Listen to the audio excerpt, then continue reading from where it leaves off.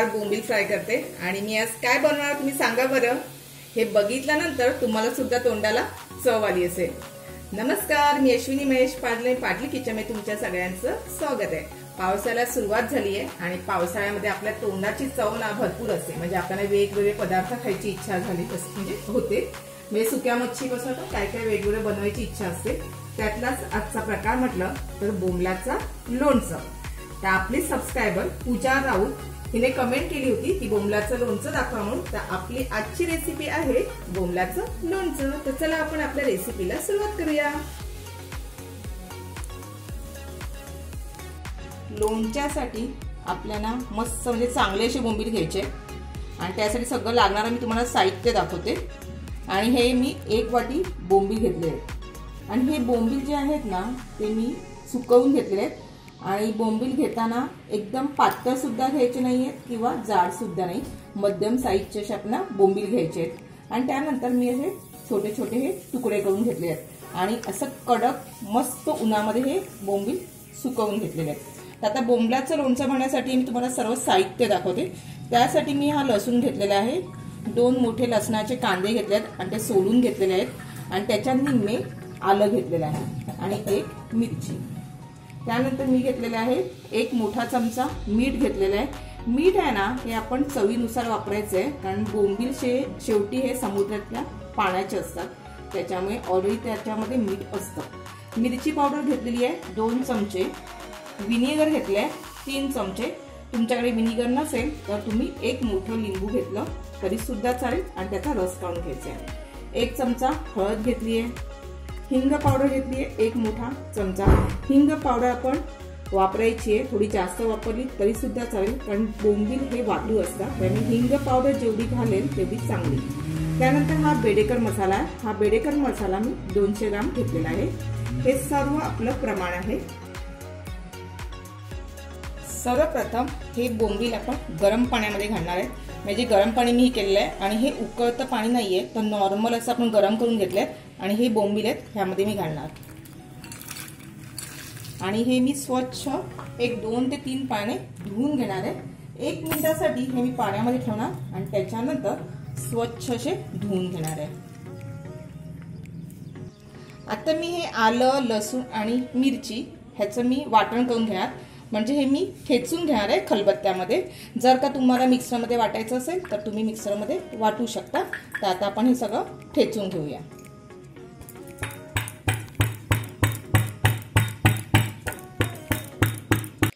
एक मिनिट झालं, म्हणजे 1 ते 2 मिनिटं हे बोंबीलमध्ये पाण्यामध्ये ठेवले होते आणि बघा हे पाणी एवढं खराब निघालंय हे बोंबलाचं, कारण हे कसं बोंबील कुठेही सुकवलेले असतात, म्हणजे सुकत घालतात, त्याच्यामुळे आपल्याला स्वच्छ हे पाणी धुवून घ्यायचे आणि गरम पाण्यामध्ये टाकायचं कारण म्हणजे हे बोंबील आपण सुकवलेले आहेत आणि त्याच्यामुळे भरपूर हे कडक झालेत। आपल्याला खूप कडक असे बोंबील पाहिजेत नाही, त्याच्यामुळे आता हे मी थोडे सॉफ्ट असे करून घेतलेले आहेत आणि हे 2 पाण्याने आता स्वच्छ धुवून घेते।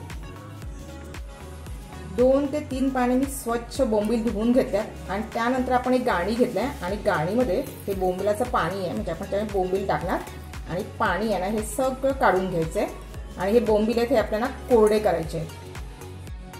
आता ह्या बोंबलातलं पाणी आहे ना सगळं आपण काढून घेतलेलं आहे, हे बघा अशा प्रकारे।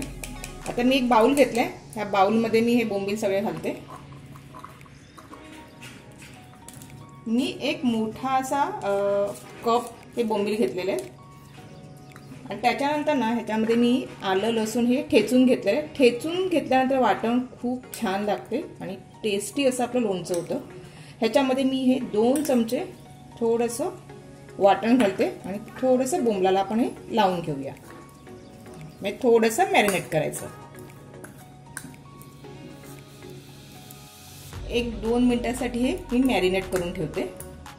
2 मिनिटं झालेली आहे आणि त्यानंतर मी एक पॅन घेतलेला आहे आणि त्याच्यामध्ये 2 वाट्या मी तेल घातलेलं आहे, मीडियम साईजच्या वाट्या घेतलेल्या आहेत आणि आता ह्यामध्ये तेल मस्त आपण गरम करून घेतलेलं आहे। थोडंसं मी एक लसणाची पाकळी टाकून बघते, अजून तेल थोडंसं गरम होऊ दे। तेल आपलं मस्त गरम झालंय। आता ह्यामध्ये ना थोडे थोडे आपण बोंबील घालायचे आणि फ्राय करून घ्यायचे।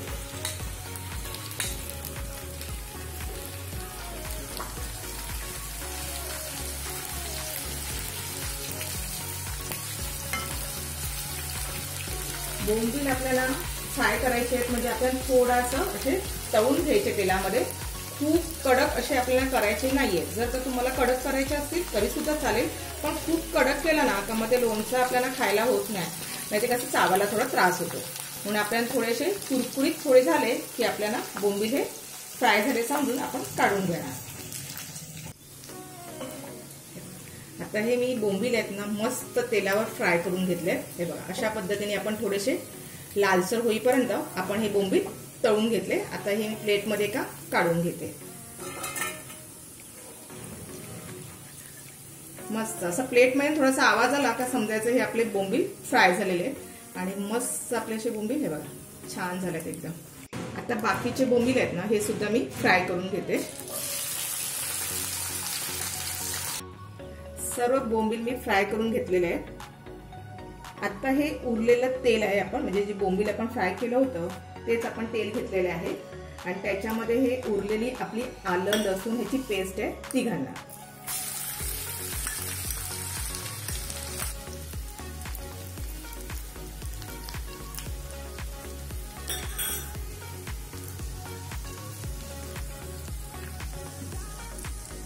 आता हे आलं लसूण पेस्ट आहे ना हे मस्त तेलावर परतवून घ्यायचे. थोडंसं आपल्याला लालसर असं करून घ्यायचंय जेणेकरून ह्या लसणाचा सुगंध आपल्या बोंबलामध्ये उतरणार आहे आणि मस्त लोणचं आपलं रेडी होईल. मग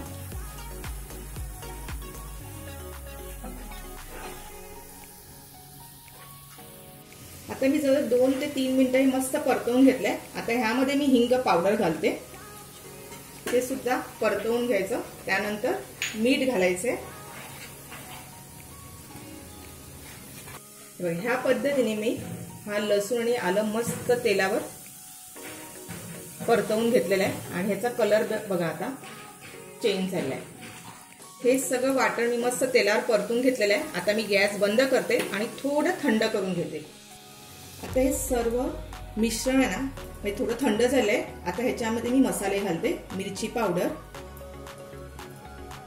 तुम्हाला जसं तिखट लागेल ना त्याच्याप्रमाणे घातलं तरी सुद्धा चालेल तिखट. हळद, त्यानंतर बेडेकर मसाला. आता हे सर्व आपण हे मिश्रण मिक्स करून घ्यायचं. म्हणजे लोणच्याचा मसाला आपल्याला रेडी झालाय. ह्या गरम तेलामध्येच आपण हे परतवून घ्यायचे. 1-2 मिनिटं तरी हे असं आपण परतवून घ्यायचं.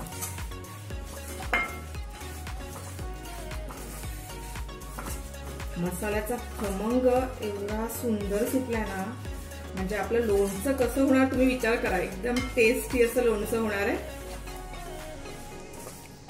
आणि कलर तर अप्रतिम आहे. मस्त मसाला हा रेडी झालाय. आता ह्यामध्ये आपण बोंबील फ्राय केले होते ते घालायचे.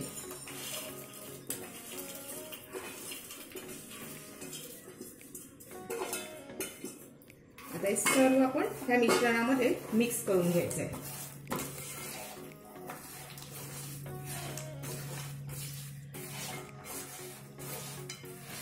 लोणच्याचा सर्व मसाला आपण रेडी केला होता. त्यानंतर बोंबील घातले आणि ते परतवून घेतलेलं आहे आणि खूप सुंदर असं हे मसाला पूर्ण बोंबलाला लागलेला आहे. आता ह्याच्यामध्ये जे व्हिनेगर घेतलं होतं ते मी घालते आणि पुन्हा आपण मिक्स करून घेऊया.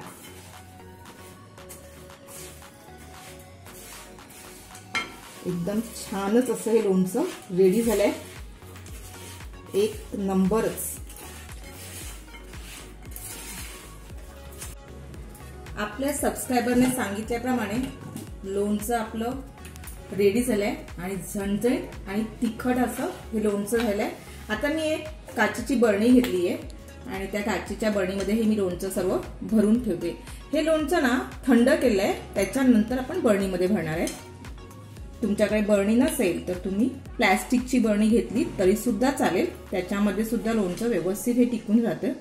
हे लोणचं आहे ना ते तुम्ही जर का फ्रीजमध्ये ठेवलं तर 1-2 वर्ष आरामशीर टिकतं आणि जर का असंच तुम्ही बाहेर ठेवलं तर 6 महिने हे लोणचं बाहेर टिकून राहतं. आता हे लोणचं आहे ना वर्षभर आपल्याला टिकवायचं आहे. त्याच्यासाठी काय करायचं आहे, मी हे तेल घेतलेलं आहे आणि गरम करून घेतलेलं आहे आणि गरम केल्यानंतर हे थंड करून घेतलेलं आहे. तर हे आपण लोणच्यामध्ये घालायचं आहे.